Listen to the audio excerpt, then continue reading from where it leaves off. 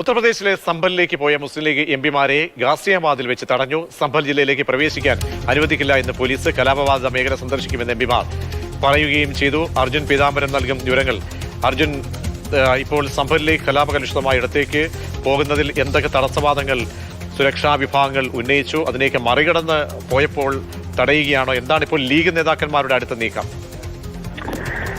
പ്രതീക്ഷ ലീഗ് നേതാക്കൾ എന്തായാലും ഡൽഹിയിലേക്ക് മടങ്ങിയിട്ടുണ്ട്. ഒരു തരത്തിലും സംഭൽ മേഖലയിലേക്ക് ആ പ്രദേശത്തേക്ക് അടുക്കാൻ പോലും സമ്മതിക്കില്ല എന്നുള്ള കാര്യം പോലീസ് വ്യക്തമാക്കിയതാണ്. ഈ 30-ാം തീയതി വരെ പുറത്തുനിന്നുള്ള ആളുകൾ അനുമതിയില്ലാതെ പ്രവേശിക്കുന്നത് സംഭലിൽ അത് വിലക്കിയിട്ടുണ്ട്. അനുമതി ലഭിച്ചിരുന്നില്ല. പക്ഷേ സംഭലിനും 135 കിലോമീറ്റർ മുമ്പ് തന്നെ ഗാസിയാബാദിലെ ടോൾ പ്ലാസയിൽ വെച്ചാണ് ഇങ്ങനെ വലിയൊരു സംഘം പോലീസ് മുസ്ലിം ലീഗ് എംപിമാരെ തടഞ്ഞത്. അവിടെ ഒരു തരത്തിലും മുന്നോട്ട് പോകാൻ സാധിക്കില്ല എന്നുള്ള കാര്യം പറഞ്ഞു. ആ ടോൾ പ്ലാസ കഴിഞ്ഞാൽ അടുത്ത പ്രധാന മേഖല എന്ന് പറയുന്നത് മൊറാദാബാദാണ്.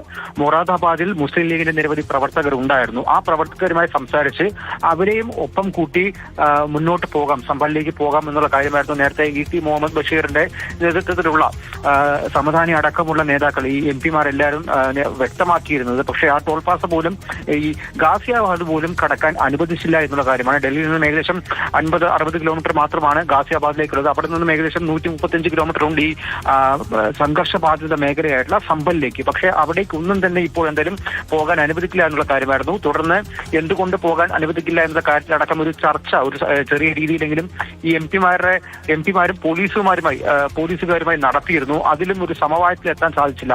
ഒരു സംഘർഷം ഉണ്ടാക്കാനല്ല, പോലീസുമായി ഒരു തർക്കത്തിനല്ല തങ്ങൾ പോകുന്നത്. അവിടെയുള്ള ഈ അക്രമബാധിതരെ കണ്ട് അവരുമായി നേരിട്ട് കാര്യങ്ങളെല്ലാം സംസാരിക്കാൻ വേണ്ടിയിട്ടാണ്, അവർക്ക് വേണ്ട ആശ്വാസം പകരാൻ വേണ്ടിയിട്ടാണ് താങ്കൾ പോകുന്നത് എന്നുള്ള കാര്യം മുസ്ലിം ലീഗ് എംപിമാർ പറഞ്ഞെങ്കിലും അവരെ മുന്നോട്ട് പോകാൻ അനുവദിച്ചില്ല എന്നുള്ളതാണ്. നേരത്തെ ഈ കാര്യങ്ങൾ ഉന്നയിച്ച് സംഭലിലേക്ക് പോകാൻ ആവശ്യപ്പെട്ടുകൊണ്ട് ഒരു കത്ത് നൽകിയിരുന്നു. പക്ഷേ സംഭൽ ജില്ലാ മജിസ്ട്രേറ്റ് അത് തടഞ്ഞിരുന്നു, അത് തള്ളിയിരുന്നു. അതിന് പിന്നാലെയാണ് ഈ തടഞ്ഞെങ്കിലും മുന്നോട്ട് പോകാം, അല്ലെങ്കിൽ അനുമതി ഇല്ലാതെ മുന്നോട്ട് പോകാം എന്നുള്ള വിവരങ്ങൾ നൽകിയത്.